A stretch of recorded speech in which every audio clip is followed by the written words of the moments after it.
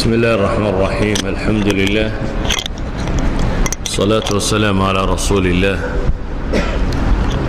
اللهم وفقنا لما تحبه وترضاه وبعد فالسلام الله عليكم ورحمته وبركاته waxaan filayaa intii sheekh al-Misakhriyina fahamteen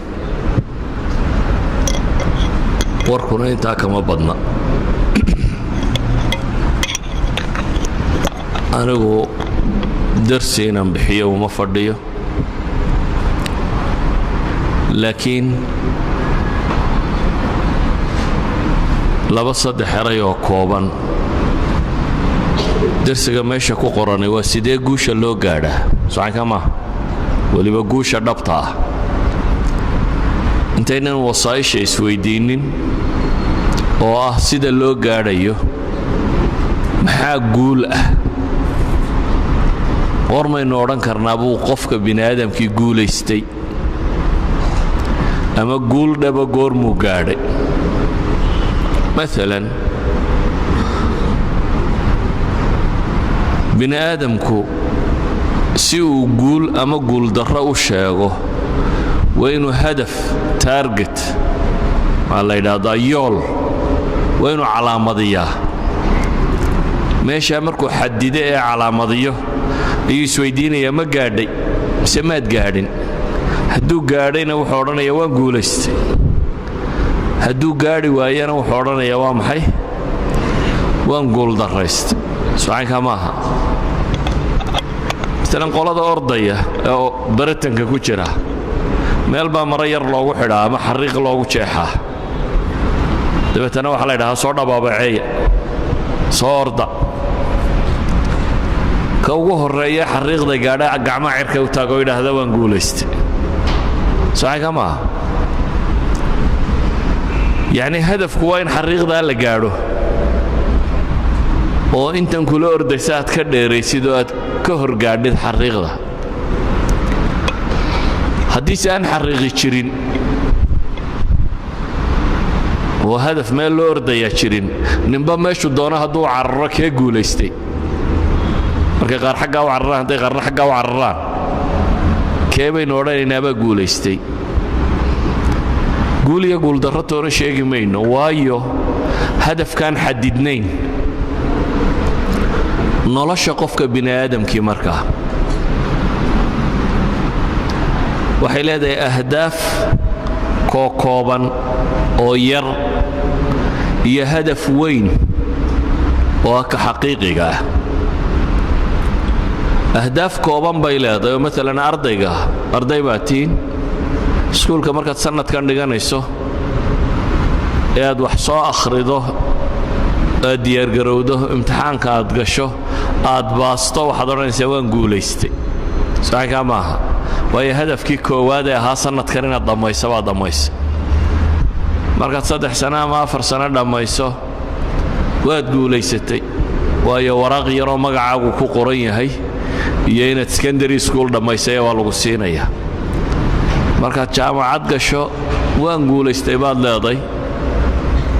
oo koofiyada yaryar iyo maryo yaryar aan kuweenu ekayn hore inta lagu xidho ayaa lagu odhanayaa waa calaamadii guusha dabeetana waraaq baa lagu siinayaa haddaba nolosha goormuu qofka bini'aadamka odhan kara waan guulaystay noloshu waa wax kooban ninka dhallinyaradii inta badan nolosha intasa ku arkaa waayo wuxuu tiriyaa intuu jiray imsaad jirtay anuu 20 baan marayo 22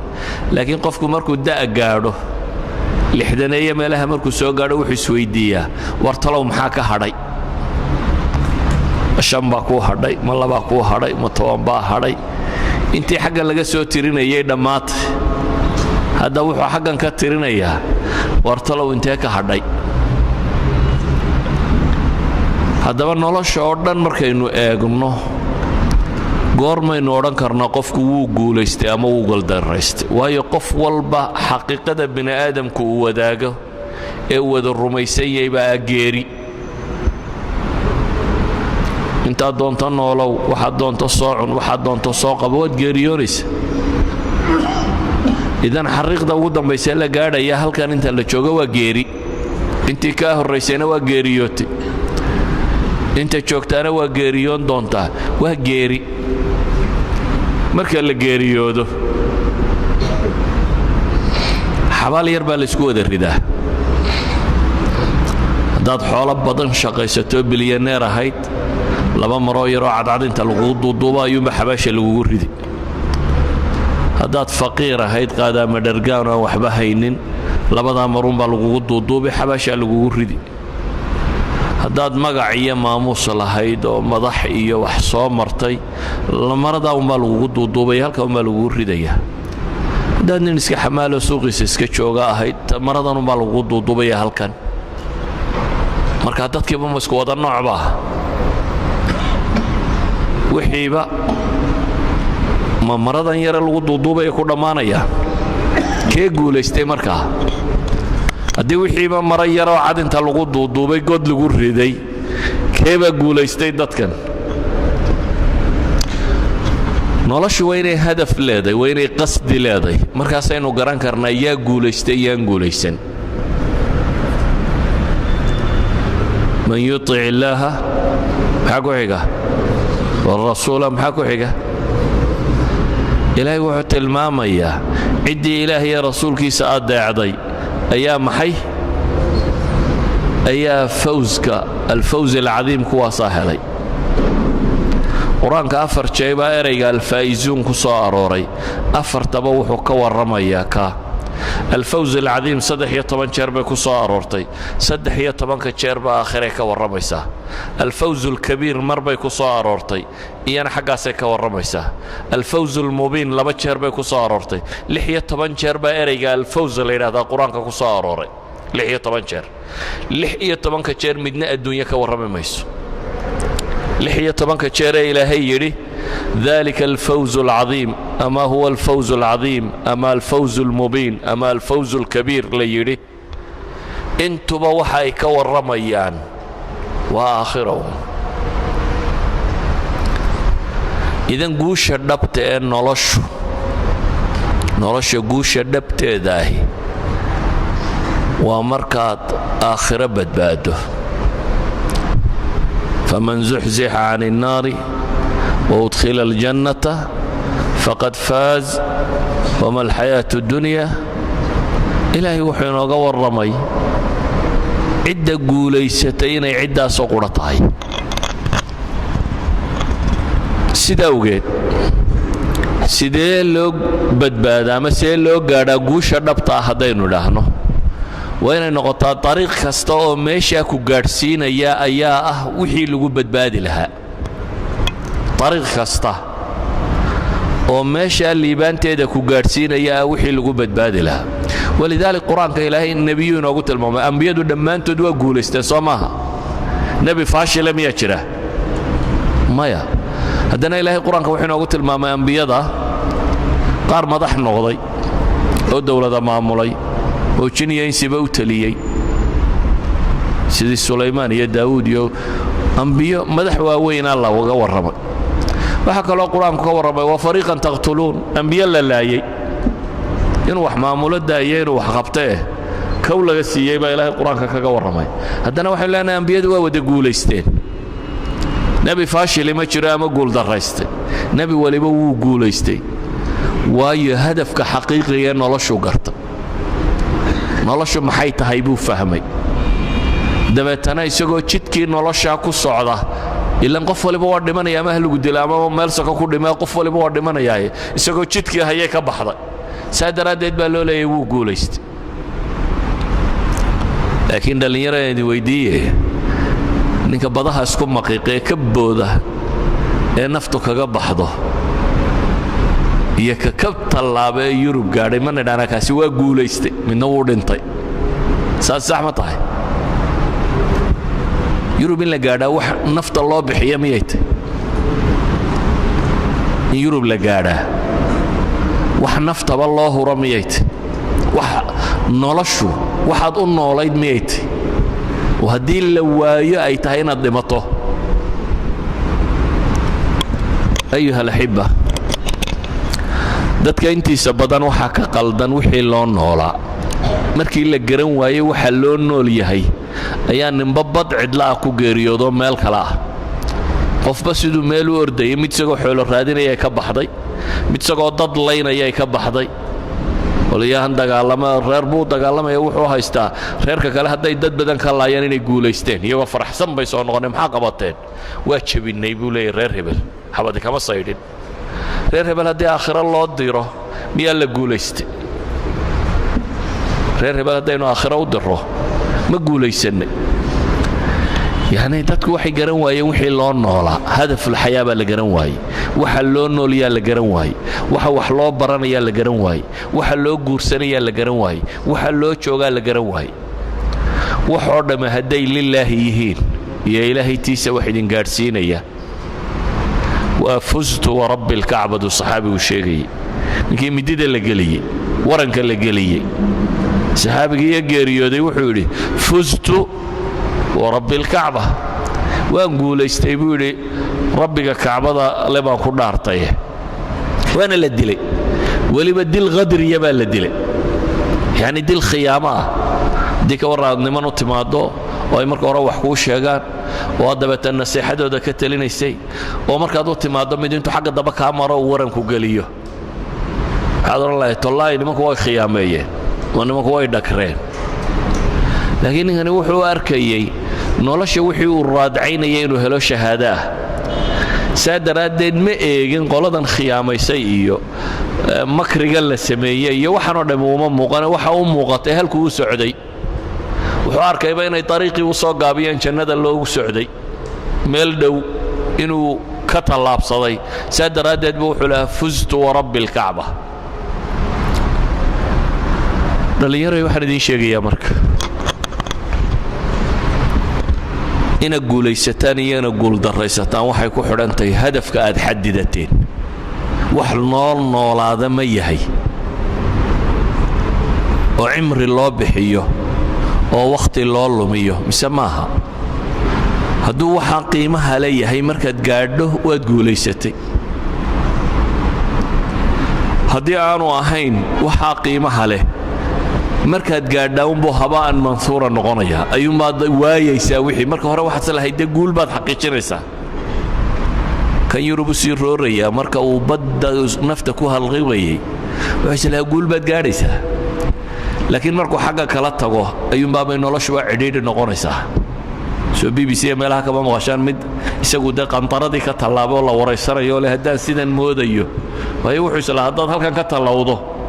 xagga kale mala janna ka xigtu rajaynay lacag iyo baraadhe iyo barwaaqo iyo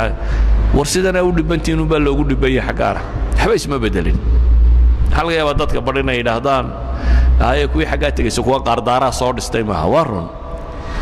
laakiin reerkiina waxa laga yaabaa in kun qof ka dhooftay imsa daar soo dhistay tooma soo dhistay 999 kale ma isweydiisan xagee ku maqayin oo kuwa halkan jooga 10 ka mid miyaanay daara dhisan kuwa halkan jooga dadka halkan degan 10 ka mid oo daara dhistay ma jiraan waan talaabinba ka badan kuwa halkan jooga intay daara dhisteen ba waxay ka badan tahay in xagga tagtay daarahay dhisatay waxaan uga jeedaa haddaad xataa soo dhisato soo godka geli maysid maxaa ka dambeeya noloshu waxay qiimo ku leedahay in la fahmo waxa loo nooliyay gaalada qaar badan baa maanta way istilaan waliba groupka istila waxa ugu badan tabaqada sare tabaqa alkaadixa maaha dadka istila waa kuwa waxaysta waa injineerada iyo professorada iyo dhakhaatiirta iyo maalqabeennada waa kuwa dadka istila dad maqasho Yurub waa la istila dadka istila waa kuwa maxaysatadu isma disho inta badan waayo waa mashquulba maxay isu dileen waxay moodayeen inuu guul yahay baa markay gaadheen buu dhadhan sameyn waayay waxay moodayeen guul ayaa markay gaadheen ayuu macno u sameyn waayay habeen dhaweyd baan dhakhtar wuxuu lahaa waxaan dhalinyarada markaan nahay buu yiri wax baro wax noqo cayn kan noqo dhakhtar noqo surgery wixii baanu noqonnay dabeetana markaan wixii noqonnay waa Yurub noloshii waxay noqotay buu yidhi in lagu yidhaahdo intaan jimcaha soo galo ilaa isniinta inaan dhakhtarka ku jiro waan waqti aad seexato lahayn waxba lahayn saacad kasta lagu toosinaya soo kac beeshan baa la keenay mid baa sakaraada mid baa caynkana maxaan ku samaynaa dhowr iyo 30 saacadood baad soo fadhiyaysaa hadhow markaad noqoto waxaad noqonaysaa buu leeyahay adigoo daalan oo naftu ku haysato gurigii hudheelka haddaad tiraahdo wax cun waad ka wahsanaysaa waa daashay waa inaad cunno yaroo intaad gaadhiga sii waddo aad liqi karto waayo wuxuu rabaa sariirta hadduu gaadho inuu istuuro kadib markaan muddo waday buu yidhi baa lacagtiina dhadhan samayn war waxaanaad u nooshay waa maxay waxaan uu nool yahay ee uu intaasoo sano wuxuu soo baranayay ee doctorka u soo noqday ee qalliin u bartay ee mutakhasis u noqday ayaa markii uu gaadhay dhadhan samayn waayey waayo hadafkaa qaldan wuxuu noolaa baanu garanin tacab uu ka sii qaadaya daal iyo inuu seexan waayo dabeetana wixiiba intuu iskaga yimi meelaha yimi waxaan uga jeedaa iminka waxaad isleedihiin waxbaa maqan haddaad lacag badan hesho maxaad samayn lahayd aad baad wax u cuni lahayd caloosha wax badan ma qaado ma lacagtu kuu badato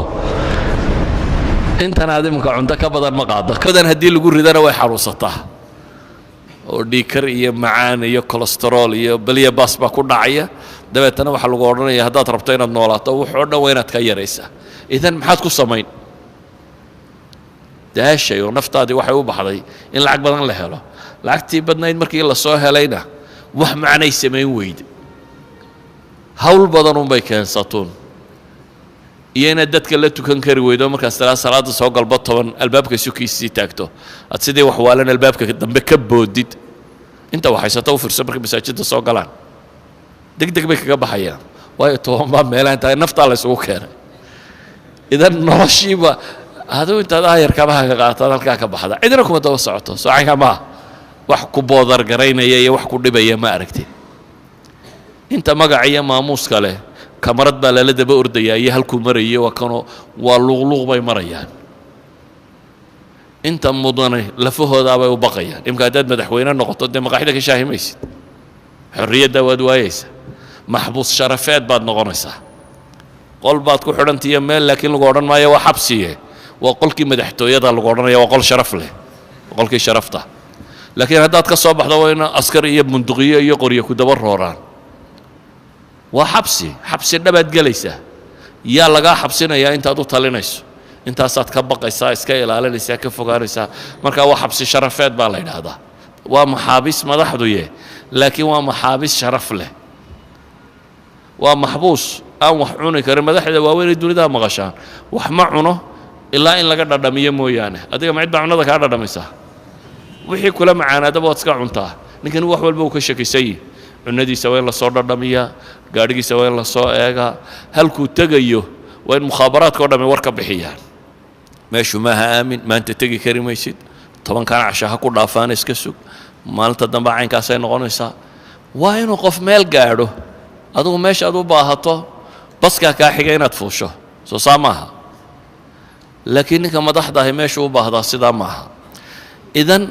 bini aadamku wuxuu ammaanta moodaya xabsi isu bedelay wixii uu rabay inuu xaqiijiyo ayaa xabsi isu bedelay ayuu waayey qofku xorriyadiisii uu ahaa qof bini aadam oo nool ayuu alxibba marka war noloshan adduun qiimo ma yaallo noloshan adduun ilaahay wuxuu leeyahay yaa ayuha alinsaanu innaka kaadixun ilaa rabbika kadxa walaqad khalaqna alinsaana fii kabad problemkaa isbedela maalinba problemka aad ka fakarayso unbaa kii hore ka gedisan mushkiladda nooceedunbaa isbedelaya imika waxaa laga yaabaa inaad leedahay dee mushkilad cunno yariya baa nahay soo 3 midhoo canjeelaaba islaamtuna siisaa naguma filla hadhowna mushkilad cunno xumiya unbaa ku helaysaa oo wax lagu odhanaya kana cuni maysid kana cuni maysid kana cuni cunnadii waad haysaa laakiin waa mamnuuc macaan baad qabtaa inta macaan cuni maysid barashar baad qabtaa inta dhanaan cuni maysid waa wax waliba waa mamnuuc iminka waad xorriyad baad haysataa laakiin dee maqaaxida waa iska fadhiyaa maxaad haysaa baan ku hayaa laakiin ka madaxweynuhu wuxuu leeyahay marun yaa maqaaxidii kugu celiyaa iska shaahaysto dadka tidhaahda war maxaa haysaane ma haysto idan nolosha problemskeeda isbedela laakiin guul male tani marka aad heer ka tallowdaba mushkilad cusub oo isla mushkilad baad xallishay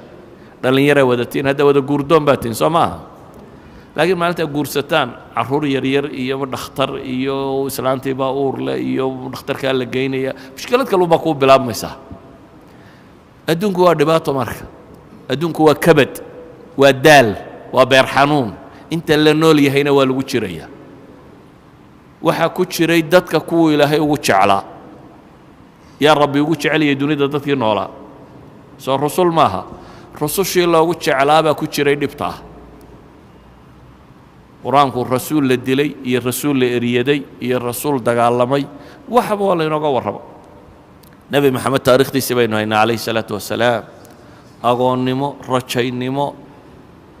in laga saaro dhulku u dhashay iyo meeshiisii dagaal uu galo nafta la isugu waxaasoo dhan bini aadamku maruu marayay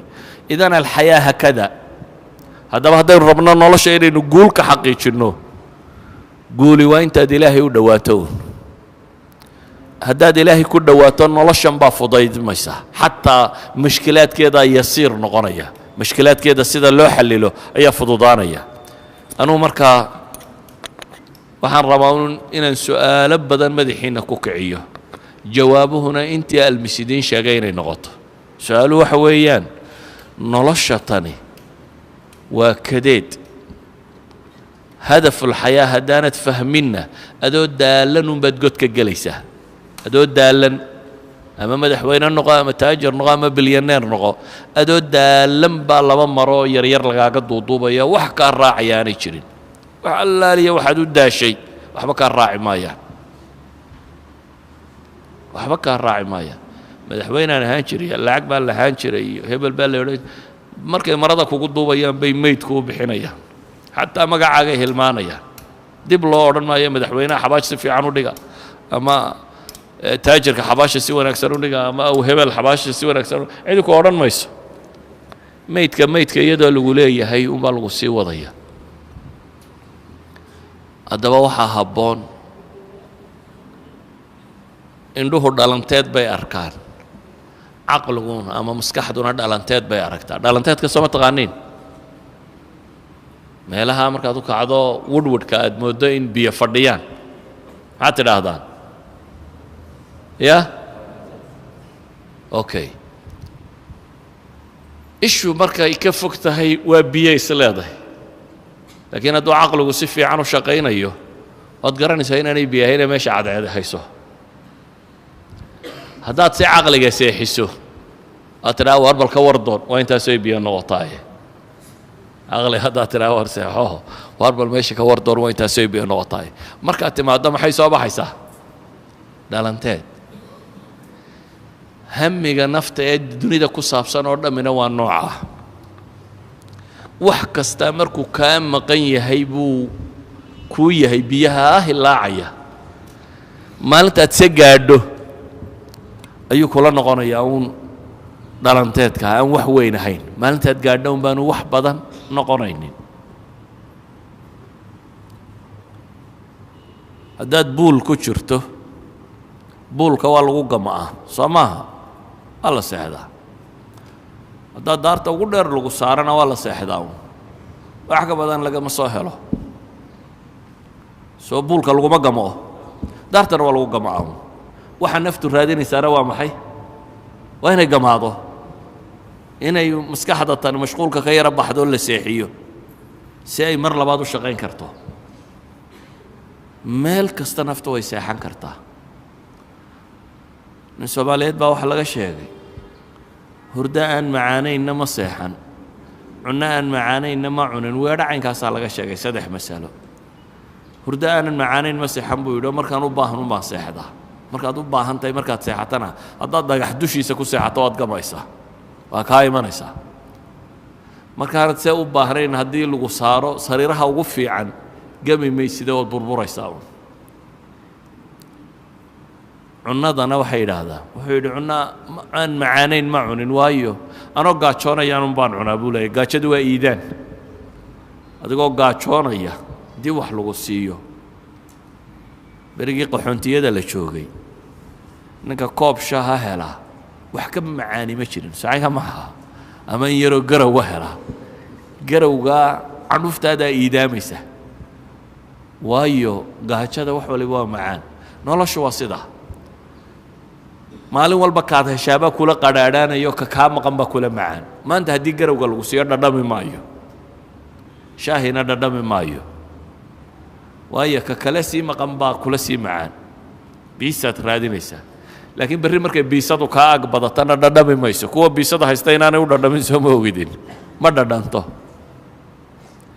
idan nolosha hadba inta maqan baa macaan oo qofku isleeyahay war malaa intaa haddaad gaadho wuxuu way isbedeli lahayd ee adaa meel cidlaa fadhiyaad isku qancinaysaa laakiin intii markaad gaadhana isbeddel ma leh sidaa awgeed noloshu waxaan tviyada laga akhrinayo iyo warkan yaan laydin mashquulinin waa beenaan waxba ka jirin dunida dadka isdila iyaga uu isugu dil badan reer galbeed meed ay barwaaqaday haddaa sheegayaan soo saa ma ogidin statistiska dunida dadka naftooda dila waxaa ugu badan galbeed waxaana ugu yar caalamulislaam iyo afrika kuwan aan waxba haysan ayaa ugu yar dadka isdila qof bini aadam oo isagu nafta iska qabta dadka isdila waxaa ugu badan kuwa galbeedka jooga hadday badhaadhatay maxay isu dilayaan may noolaadaan waa dhalanteedkii dadkii gaadhay way u cuntami weyday dabeetana ka taga bay is idhaahdeen malaa xagga kaleaba war jiraaye idan ayuha alaxiba taladu waxa weeyaan ilaahayna abuuray baa yaqaana naftani waxay ku islaaxayso isagaa abuuray isagaana garanaya waxay ku islaaxayso wixii ay ku islaaxaysayna rususha laynoogu soo dhiibay rusushuna waxayna bareen inaynu rabbigeena caabudno qof bini aadam oo qumman oo toosan noqonno si aynu natiijada wanaagsan aakhire u heli karno adduunkanna waxaa laynoo sheegay inuu imtixaan yahay wixii laynagu imtixaamo inaynu ama ku sabirno ama ku mahadnaqno haddii caafimaad lagu siiyo inaad mahadnaqdid haddaad xanuunsatidna inaad sabirtid hadday noloshu sidaa noqoto way fududaanaysaa dhadhan iyo macaanna way yeelanaysaa waayo طumaaniinat اlqalb qofku hadduu helo iyo ilaahay raalli ahaanshihiisa wax ka maqani ma jiraan walidalik baa culammadii waaweynaa rag ka mid ah ibraahim ibnu ladham baa waxaa laga sheegay waxaa la yidhi jeex roodhiyo qallalan ayuu webiga furaad darsaday roodhi qallalan hadda qiyaas ayuu webiga darsaday markaasuu goostay nimcadaannu hayna hadday boqortooyadu ogtay buu yidhi way nagula diriri lahayd ninkaasi roodhi engegan buu adduunka sitaa wuxuu ku iidaantayna waa biyo meel maraya webiguu darayaa si uu u raamin karo waxaanu leeyahay low calamat ilmuluuk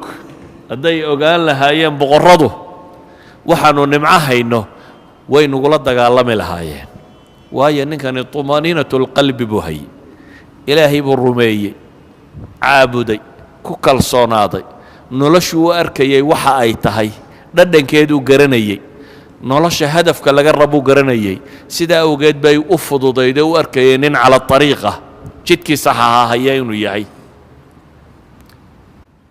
idan waxa kaa maqan maaha waxa qofka ka farxiyaaye waa waxa kugu jira iyo waxa aad dareemayso iyo sida aad u fakerayso iyo waxa hamiga ku haya kaas baa qofka ah waxa farxad geliya waxaan ku soo koobaya warka markaa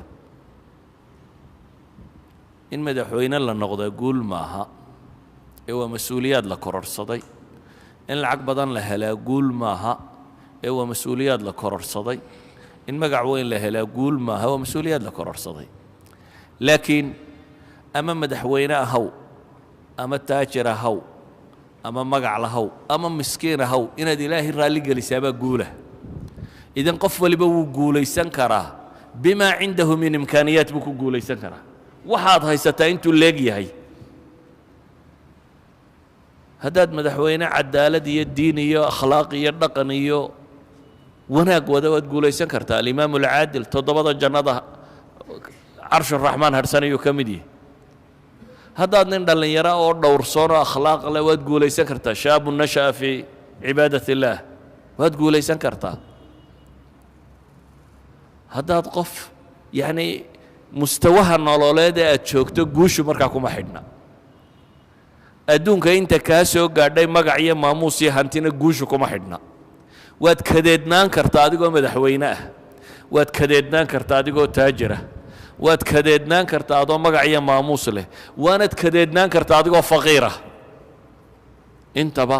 kadeedku wuu la socon karaa guushuna way la socon kartaa idan guush iyo kadeedku ama guush iyo guuldarradu kuma xidhna waxa gacantaada ku jira iyo magac iyo maamuuska aad leedahay inta uu leegyahay kuma xidhna kaa kuma xidhna waxa uu ku xidhan yahay inta aad rabbigaa xidhiidh la leedahay inta aad nolosha macnaheeda fahmayso inta aad garanaysa maxaad u nooshahay qof hadduu maanta dhaqaaqo socdaal galo meel uu socdaana aanay jirin se uu yidhaahdo mar qura nasan maayo oo daalo muxuu kororhsaday waxba ma kororhsan soo maaha laakiin haddaad hadaf leeday haddaad rabto inaad berbere gaadho waa hadaf la garanaya mar umaad gaadhi doontaa waa hadaf muxadada nolosha haddaad hadaf dhaba ka yeelan weydo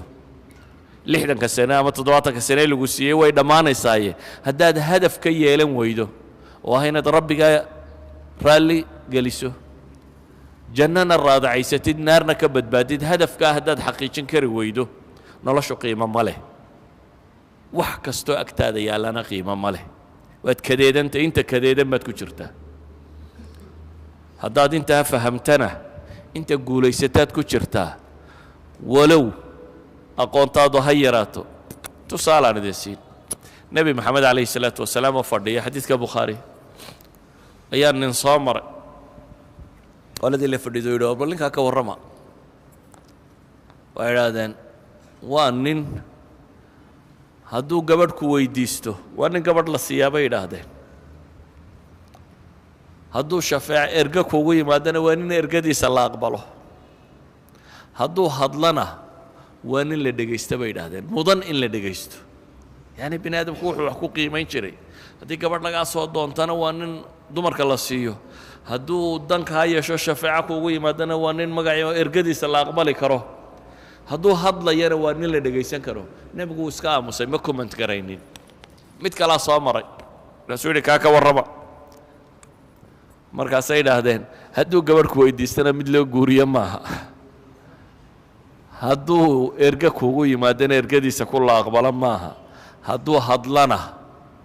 ku la dhegaysta maaha bay idhaahdeen yacni nebigu wuxuu barayaa saxaabada mawaasiinta maxaa wax lagu qiimeeyaa bini aadamka see loo qiimeeyaa dabeetana wuxuu yidhi lamil'u haada min daak kaa hore iyagu lahaayeen waa wax walba wuu yahay dhulka muggiyo kaasa ninkan baa iskaga khayr badan buu nebigu yidhi waa hal nin iyo dhulka muggiyo kii kale ah maxaa halkan nin iyo dhulka muggii isweydaariyey waxa isweydaariyey mawaasiinta wax lagu qiimaynaya kala nooc ahaa waayo dhulka muggiyo naar ku sii socda geedi naareed ah faa'iido ma leh xabad jannada u sii socotaa dhaanta soo maaha hal qof xagga jannada u socda iyo dhulka muggiyo xagga naarta u guuraya dee faa'iido ma leh walidaalika buu nebigu wuxuu leeyahay dhulka muggi oo kaasa qof quroo kaasaa dhaama ayuha alaxiba waxaa dhibtu inaga haysataa waxa weeyaan dadka mawaasiintii baa laga qalday wixii ay wax ku qiimayn lahaayeen waxay wax ku qiimayn lahaayeen baa waxa laga dhigay wax bini aadamku ka qiimo badnaa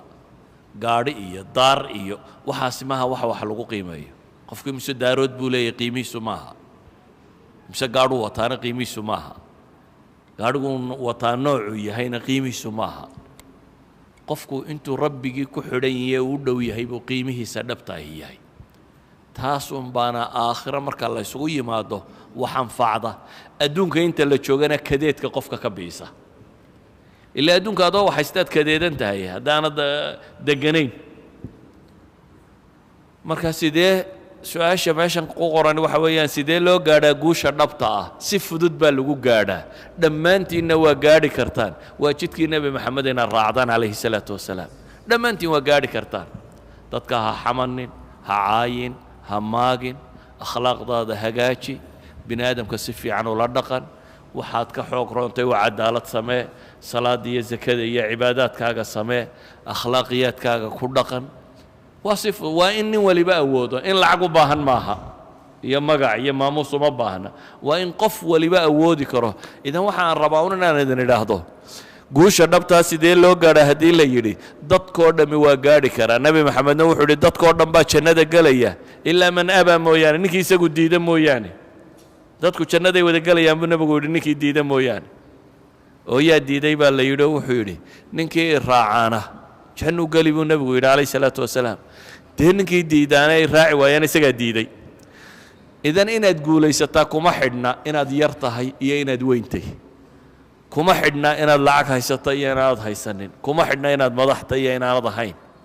kuma xidhna inaad cilmi badantay iyo inaad cilmi yartay waxay ku xidhantao keliya itijaaha nololeed xagga aad u jeedisa uun directionka aad u jeedee raacaysid ma waddada xagga ilaahay qabataad maraysaa mise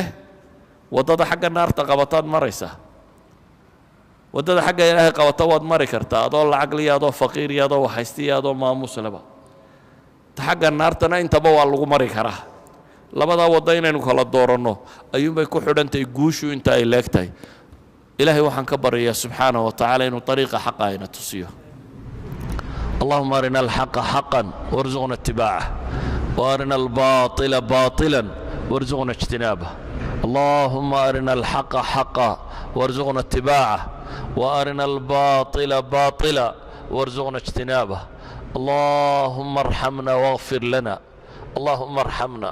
اللهم ارحمنا واغفر لنا ربنا آتنا في الدنيا حسنة وفي الآخرة حسنة وقنا عذاب النار ربنا لا تزغ قلوبنا بعد إذ هديتنا وهب لنا من لدنك رحمة إنك أنت الوهاب ربنا آتنا في الدنيا حسنة وفي الآخرة حسنة وقنا عذاب النار وصلى اللهم على النبي محمد وعلى آله وصحبه وسلم والحمد لله رب العالمين.